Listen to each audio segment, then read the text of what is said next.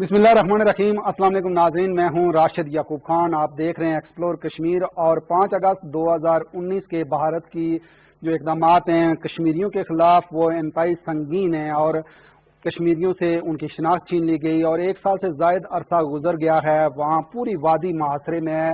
अब इंटरनेशनल जो मीडिया है वो भी रिपोर्टें दे रहा है, वो भी उस सूरत हाल को रिपोर्ट कर रहा है, स्पेस दे रहा है कि वादी के अंदर जो सूरत हाल है वो संगीन तर होती जा रही है, इंसानी हकूक़ की बदतरीन खिलाफ वर्जियाँ हो रही हैं। आज हमारे प्रोग्राम में जो शख्सियत हैं, लेफ्टिनेंट जनरल रिटायर्ड रज़ा मोहम्मद खान साहब दिफाई तज्ज़ियाकार हैं। आपको खुशामदीद जनरल साहब। और क्या कहेंगे कि 5 अगस्त 2019 को जो भारत ने इक़दामात किए कश्मीरियों के ख़िलाफ़, क्या आप समझते हैं कि कश्मीरियों पे तो असरात मरतब हुए हैं, उनकी शनाख्त छीन ली गई है, लेकिन हिंदुस्तान के अंदर और क्या असरात पड़े हैं और पूरे अगर दुनिया की बात की जाए तो पूरी दुनिया पे क्या असरात होंगे? जी बिस्मिल्लाहिर्रहमानिर्रहीम। देखिए, जो वाक़यात जिनका आपने जिक्र किया उनका डायरेक्टली इंडिया के ऊपर बड़ा गहरा इफेक्ट पड़ा है, कश्मीरियों के ऊपर पड़ा है, खित्ते के अमन के ऊपर पड़ा है और पूरी दुनिया के ऊपर पड़ा है। मैं पहले इंडिया के ऊपर जो उसके असरात हुए हैं उसके बारे में बात करूंगा। आज इंडिया पहले से ज़्यादा गैर महफूज हो चुका है और उसकी वजूहात ये हैं कि कश्मीरी जितने भी हैं अक्रॉस द पॉलिटिकल डिवाइड जो है वो बिल्कुल यकजा हो गए हैं, वो मुत्तहिद हो गए हैं। चाहे वो इंडिया में हो, चाहे वो अमेरिका में हो, जहां पे भी हो, उनको ये फैसला जो है बिल्कुल हरगिज कबूल नहीं है। और इसी फैसले की वजह से आपको मालूम है कि ईस्ट लद्दाख में जो वहां पे इंडिया और चाइना के दरमियान जो कुछ हालात हैं वो इसी फैसले के बाद से हुए हैं और इंडिया को मजीद वहां से 3 से 4 लाख फौज जो है वो लद्दाख में डालनी पड़ी। इसके अलावा आपको ये मैं बताऊं कि खुद इंडिया की साख जो है पूरी दुनिया में वो बहुत ज्यादा खराब हो गई है। इंडिया कोई तकरीबन माजी में 71 बिलियन डॉलर जो है उसका दिफाई बजट रहा है, लेकिन इस वक्त जो हालात हैं वहां पे उनकी वजह से उसमें मजीद उसको इजाफा करना पड़ेगा। ईस्ट लद्दाख में उसको मजीद फौज हमेशा के लिए परमानेंट उसको डालनी पड़ेगी और कश्मीरी चूंकि इस फैसले को कबूल नहीं कर रहे हैं तो उनको है मजीद कंट्रोल करने के लिए उसको परपेचुअली मजीद सिक्योरिटी के ऊपर स्पेंडिंग करनी पड़ेगी। यहां आपको मैं ये बताऊं कि इस वक्त इंडिया के 22% जो लोग हैं वो गुर्बत की सतह के नीचे रह रहे हैं। दुनिया के 191 ममालिक में जो इंडिया की जो पोजीशन है वो मैं आपको बताता चलूं कि ह्यूमन डेवलपमेंट इंडेक्स में 129 है और सेहत के ऊपर जो उसके अखराजात है वो 184 है। उसकी वजह ये है कि उसके दिफाई अखराजात इतने ज्यादा हो गए हैं कि वो अवाम के की तरफ वो तवज्जो उनकी जा ही नहीं सकती और उससे खुद उनको जो है वो बहुत ज्यादा नुकसान हो रहा है। इंडिया खुद बहुत तन्हा हो गया है और ये भी मैं आपको बताता चलूं कि इंडिया जो पहले सारी दुनिया कहती थी कि ये दुनिया की सबसे बड़ी जमहूरियत है, वो अभी जमहूरियत नहीं रह गई। वो इनफैक्ट वो एक वन पार्टी वो एक डेमोक्रेसी तो है लेकिन सिंगल पार्टी डेमोक्रेसी बन गई है और वो दुनिया की सबसे बड़ी मजहबी जुनूनी रियासत बन चुकी है। तो ये सारे उसको नुकसान इंसानी हकूक़ की खिलाफ वर्जियों का एक गढ़ बन गया है इंडिया। लेकिन क्या आप कहते हैं कि हिंदुस्तान इन फैसलों के हवाले से बैकआउट करेगा या मजीद आगे बढ़ेगा? दिफाई जो बजट आप बात कर रहे हैं कि सेहत उनकी देखें, आप वहाँ गुर्बत बढ़ती जा रही है, आवाम पे तवज्जो नहीं है, लेकिन दिफा पे जिस तरीके से वो कर रहे हैं अखराजात, हिंदुस्तान का फिर अंजाम क्या देख रहे हैं? देखिए, अंजाम ये है कि कोविड-19 के बाद से पिछले महीने आपने रिपोर्ट देखी होगी कि पहली दफा मेरे ख्याल में कोई 2 दहाइयों में इंडिया की जो इकोनॉमी है वो मनफी की तरफ चली गई है। ठीक है।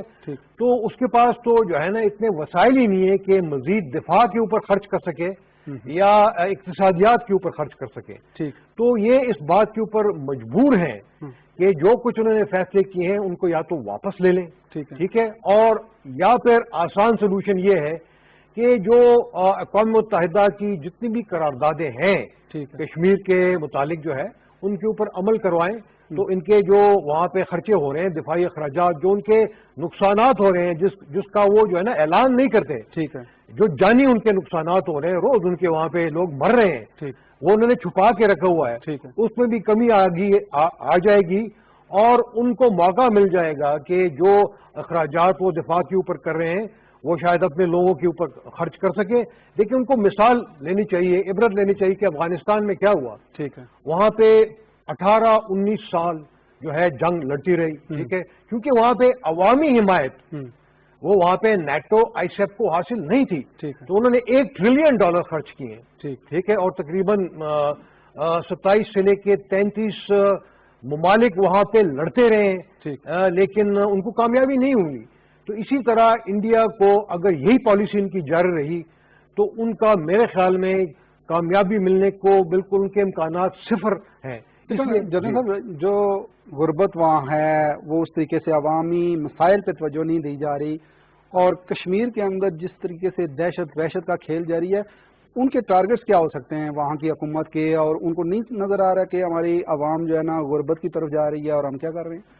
دیکھیے بات یہ کہ عوامی دباؤ کا بھی تو سامنا ہے. یہ انہوں نے مودی حکومت نے اور یہ امت شاہ اور اجیت ڈوول کے شاید ریکمنڈیشن کے اوپر یہ بڑے بڑے انہوں نے اسٹریٹجک بلنڈر کیے. پرائم منسٹر صاحب بھی اس کا ذکر کر چکے ہیں کہ جو انہوں نے فیصلے کیے ہیں وہ بالکل غلط فیصلے تھے. اس کے اوپر شاید پچھتا رہے ہیں کہ کچھ لوگ جو ہے وہ ہندو انتہا پرست سے ضرور اس سے خوش ہوئے ہوں گے اور ان کو شاید کچھ سیاسی فوائد بھی ملیں، لیکن انڈیا کے جو قومی مفاد ہے، جو بھی انہوں نے فیصلے کیے ہیں ان کو میرے خیال میں شدید نقصانات پہنچے ہیں. اور میرے خیال میں ان کو یہ احساس ہو رہا ہے، آہستہ آہستہ احساس ہو رہا ہے کہ جو فیصلے تھے وہ غلط تھے. اور ان کو میرے خیال میں ان کو جب تک یہ فیصلے واپس نہیں لیں گے تو مزید انڈیا جو ہے وہ تنہا ہوتا جائے گا، غیر محفوظ ہوتا جائے گا اور اقتصادی طور کے اوپر وہ ایک کمزور ہوتا چلا جائے گا. بالکل صحیح ہے. لیکن جو پرائم منسٹر پاکستان نے سپیچ بھی کی اور بار بار وہ RSS اور نازی ازم کے حوالے سے ان کو بے نقاب بھی کرتے ہیں، کیا آپ سمجھتے ہیں کہ عالمی برادری کو ان کی یہ بات سمجھ آ رہی ہے کہ مودی جس طریقے سے دہشت اور وحشت پھیلا رہا ہے؟ دیکھیے پچھلے ایک سال میں میرے خیال میں جو انٹرنیشنل کمیونٹی ہے انہوں نے پہلی دفعہ بہت کلیئر قسم کے جو ہے نا انہوں نے مذمت کی ہے انڈیا کے ان تمام فیصلوں کی. اور اس میں OIC تو بالکل شامل ہے، اس میں جو ہے یورپین پارلیمنٹ شامل ہے.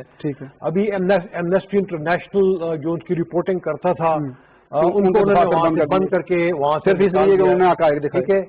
جو ہیومن رائٹس کمیشن ہے UN کی، اس کی ایک 43 پیج کی جو رپورٹ ہے وہ انہوں نے پبلش کی تھی. اور پھر جو UN رپورٹرز ہیں انہوں نے باقاعدہ انڈین گورنمنٹ کو ایک خط بھی لکھا. ٹھیک ہے، تو اس کے اوپر ساتھ ساتھ آپ دیکھیں گے دنیا کے جو بڑے بڑے اخبارات ہیں جس میں نیو یارک ٹائمز ہے، واشنگٹن پوسٹ ہے، یورپ کے جو اخبارات ہیں، UK کے اخبارات ہیں، ان سب میں یہ مذمت ہو رہی ہے وہاں پہ جو انسانی حقوق کی خلاف ورزیاں ہو رہی ہیں.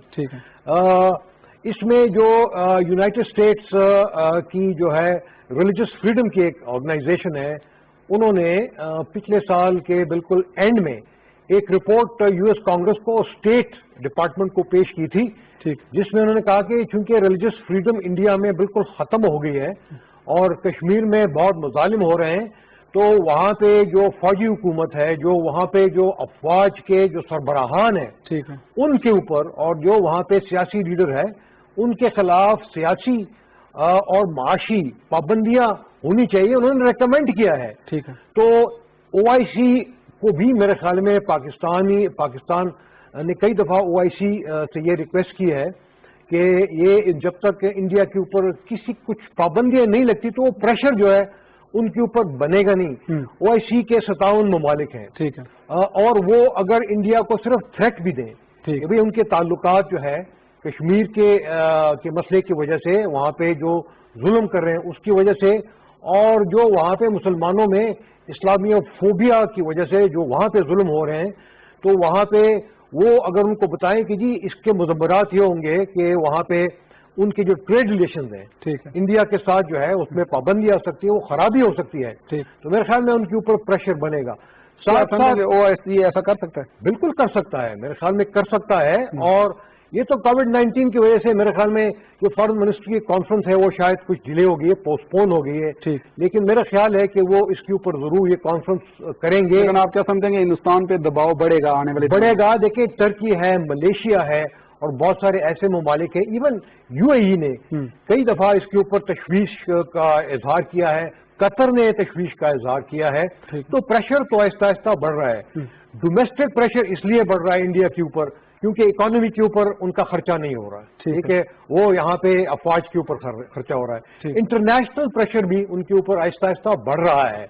تو یہ جب تمام پریشرز مل کے ان کے اوپر پڑیں گے تو کم از کم جو وہاں پہ ظلم اور بربریت کر رہے ہیں کشمیر میں اس میں کمی ضرور ہوگی. لیکن آپ کیا یہ نہیں سمجھتے کہ جتنی بھی انتہا پسندی ہے اس کو شکست ہندوستان کے اندر سے ہی ہو سکتی ہے؟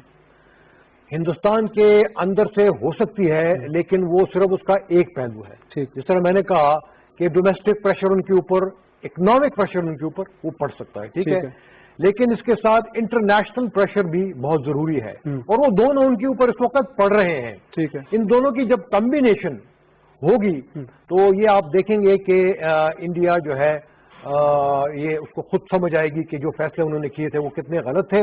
اور یہ بھی آپ کو میں بتاتا چلوں, دیکھیں کہ انٹرنیشنل کمیونٹی کو جو کشمیر کا مسئلہ ہے وہ ابھی بڑی اچھی طرح اجاگر ہوا ہے. جتنا اس سال میں ہوا یا پچھلے سال ہوا اتنا پہلے کبھی نہیں ہوتا. صحیح ہے, ساری دنیا کو پتہ چل گیا ہے کہ کشمیر کا جو مسئلہ ہے وہ انڈیا کا اندرونی مسئلہ ہرگز نہیں ہے. صحیح ہے, بلکہ وہ 3 ایٹمی ممالک ان کے درمیان ایک سنگین حل طلب مسئلہ ہے جس میں انڈیا ہے, پاکستان ہے اور چائنا ہے, اور آف کورس فورتھ جو ہے نا کشمیری جو لوگ ہیں. ٹھیک ہے, تو یہ اس کے فریقین ہیں, اور کسی بھی ڈومیسٹک لا سے جو UN ریزولوشنز ہیں وہ سپرسیڈ نہیں ہو سکتے.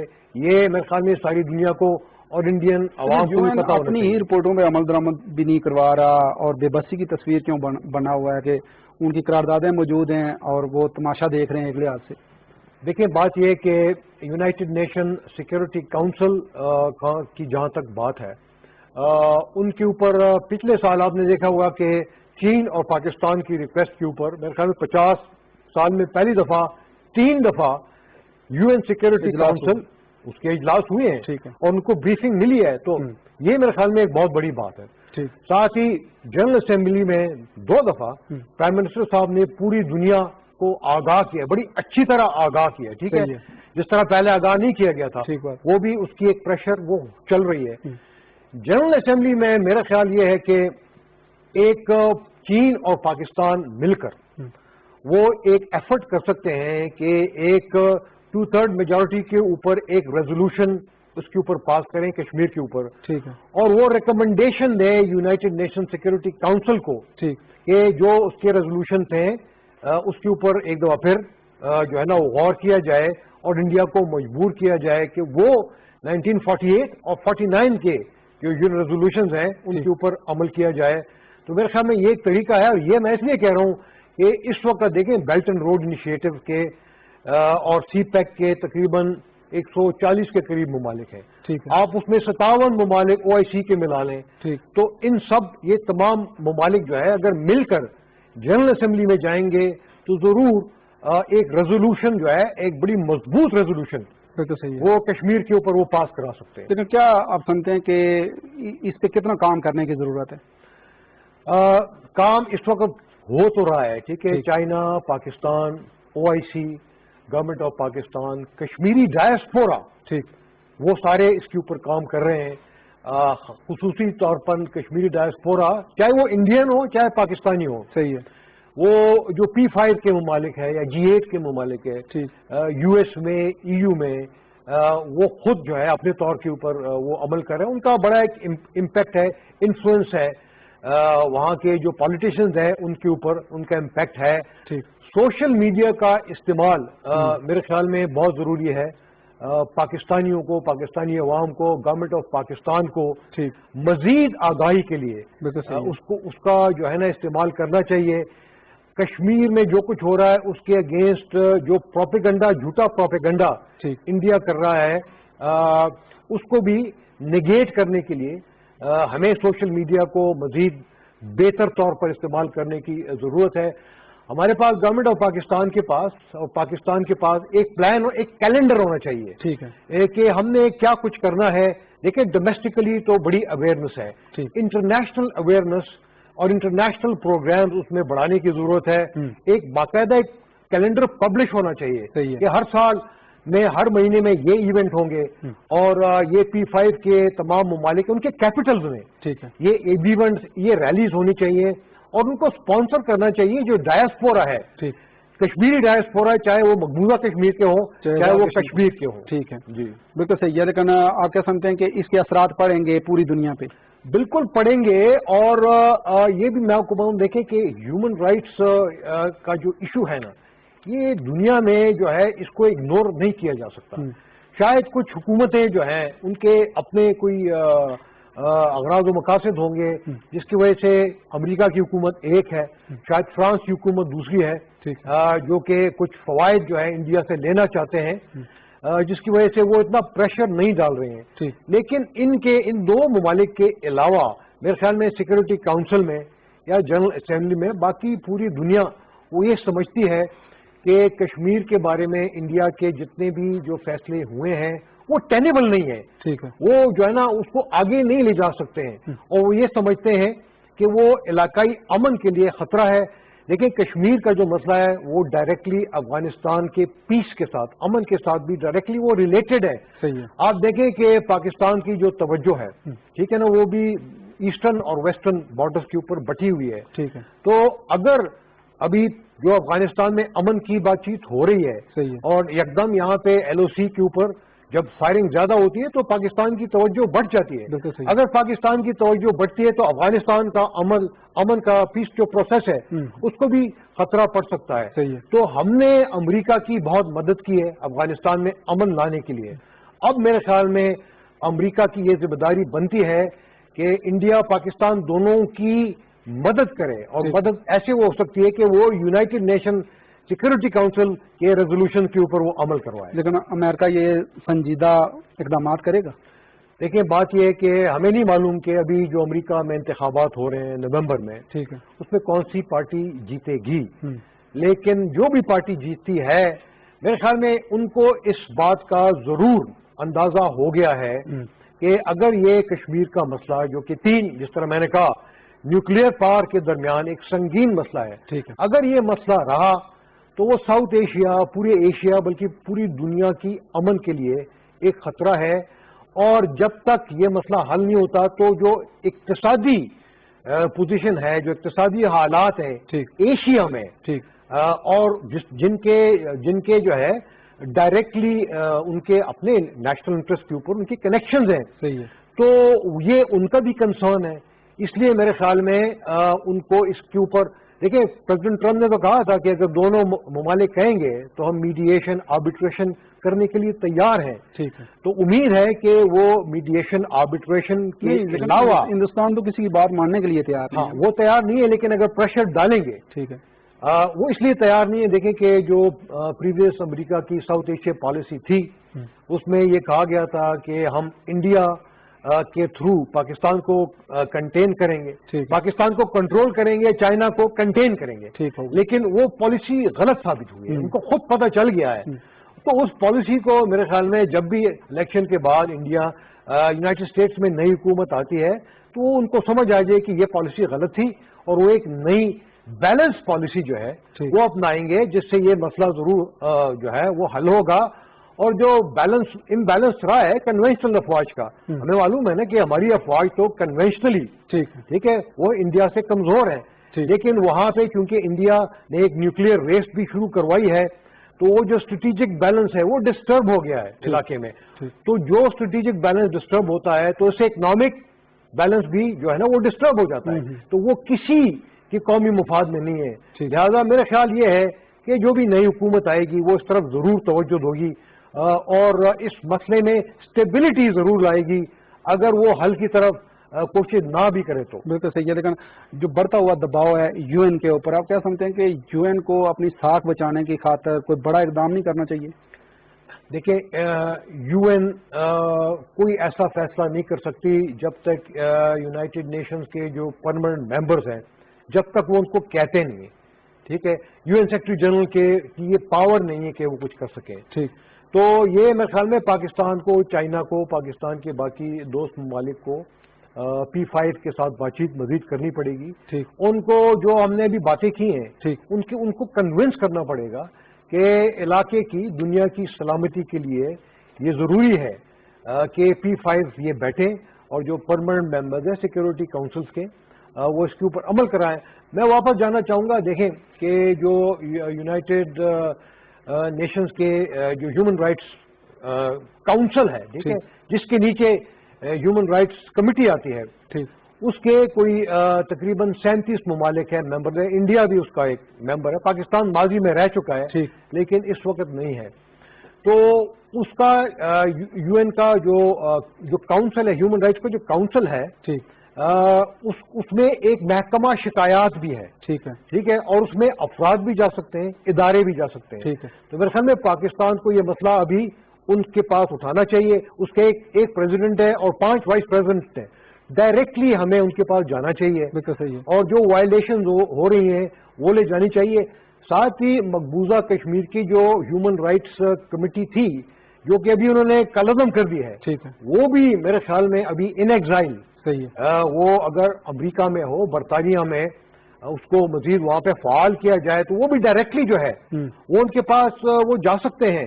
اور وہ جب جائیں گے تو اس مسئلے کو ضرور دوبارہ اٹھائیں گے، اور جب دوبارہ اٹھائیں گے تو ان کے اوپر پریشر مزید بڑھے گا انڈیا کے اوپر. بالکل صحیح ہے، پریشر بڑھے گا. جنرل صاحب آپ کا بہت شکریہ، آپ نے ٹائم دیا. جی ناظرین، پروگرام آپ نے دیکھا اور اس خطے کی سلامتی، دنیا کی سلامتی کے لیے ضروری ہے کہ مسئلہ کشمیر حل ہو اور اقوام متحدہ بھرپور رول ادا کرے تاکہ اس پوری دنیا میں اور اس خطے میں امن آ سکے اور کشمیریوں کو آزادی نصیب ہو سکے. اسی کے ساتھ ہی راشد یعقوب خان کو دیجیے اجازت. اللہ نے